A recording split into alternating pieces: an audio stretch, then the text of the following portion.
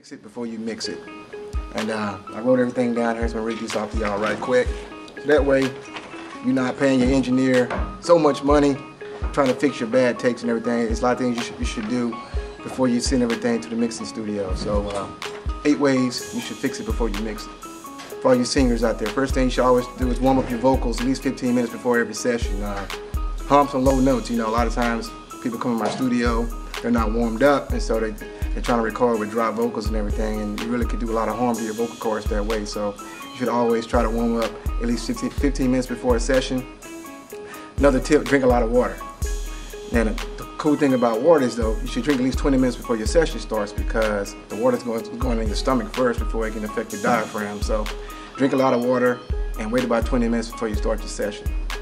Another way is always use a pop filter. You know, you can go to Guitar Center or different places out there and buy pop filters for your studio, because that's going to remove the plosives in your video. All that type of sound, you don't want all that type of stuff in your recording. So you want to make sure that you use a pop filter. If you're on a real tight budget, you know, a lot of people on a tight budget can use some stockings.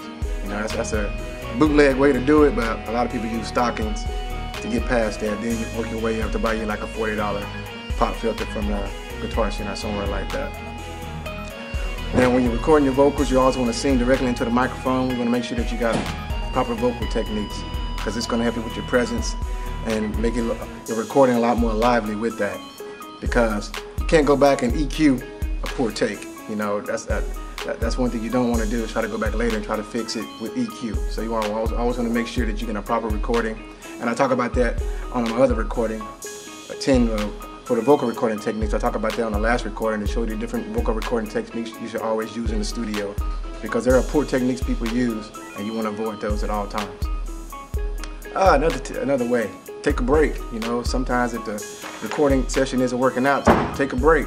That's the best thing you can do, is take a break and come back and work on rough spots later. Don't try to force it, because you can't force a great performance. If it's not there, come back another time.